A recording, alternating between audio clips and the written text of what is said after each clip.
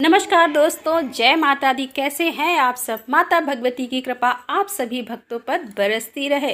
दोस्तों, आज नवरात्र का 5वां दिन है और 5वें दिन माता रानी के 5वें स्वरूप स्कंद माता की पूजा अर्चना की जाती है। नवरात्र का 5वां दिन स्कंद माता की पूजा को समर्पित होता है और माँ के इस रूप को ममता की मूर्त माना गया है।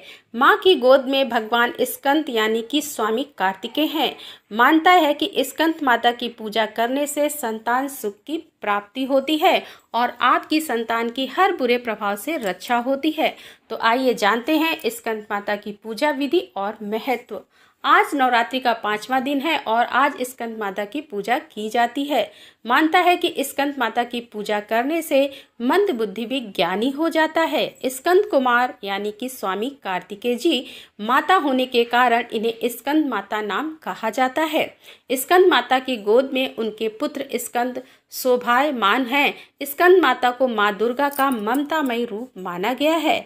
ऐसा माना जाता है कि नवरात्र में माँ इसका रूप ही पूजा करने से माँ संतान सुख का आशीर्वाद देती है। तो आइए जानते हैं कैसा है इनका स्वरूप। स्कंद माता के विग्रह में भगवान स्कंद बाल रूप में इनकी गोद में विराजित हैं। देवी की 4 भुजाएं हैं। ये दाईं तरफ की ऊपर वाली भुजा से स्कंद को गोद में लिए हैं और नीचे वाली भुजा में कमल का पुष्प सुशोभित है।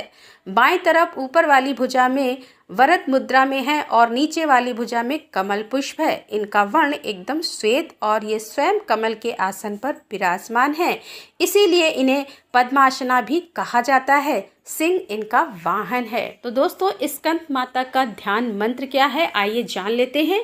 या देवी सर्वभूतेषु माँ स्कंद माता रूपेण संस्थिता, नमस्तस्यै नमस्तस्यै नमस्तस्यै नमो नमः।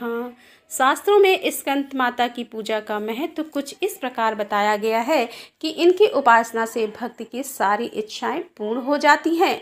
भक्त को मोक्ष मिलता है। सूर्यमंडल की अधिष्ठात्री देवी होने के कारण इनका उपासक अलौकिक तेज और कांति प्राप्त करता है।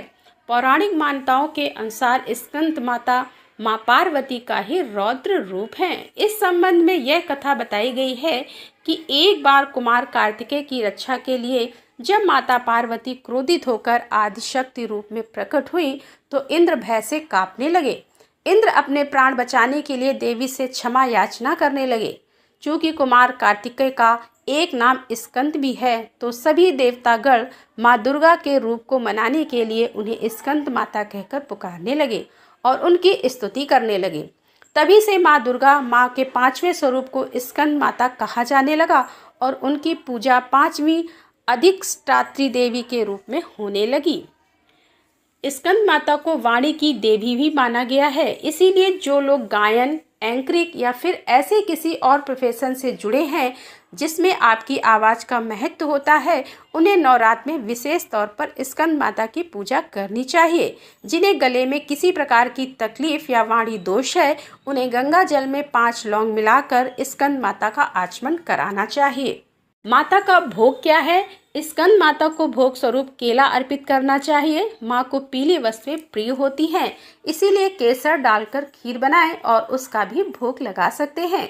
नवरात्र के 5वें दिन लाल वस्त्र में सुहाग की सभी सामग्री, लाल फूल और अक्षत के समेत माँ को अर्पित करने से महिलाओं को सौभाग्य और संतान की प्राप्ति होती है।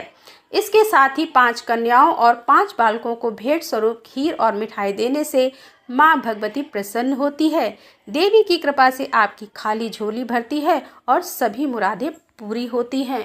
तो बोलो एक बार स्कंद माता की जय। तो दोस्तों, मिलते हैं अगले वीडियो में अगली कथा के साथ। तब तक के लिए जय माता।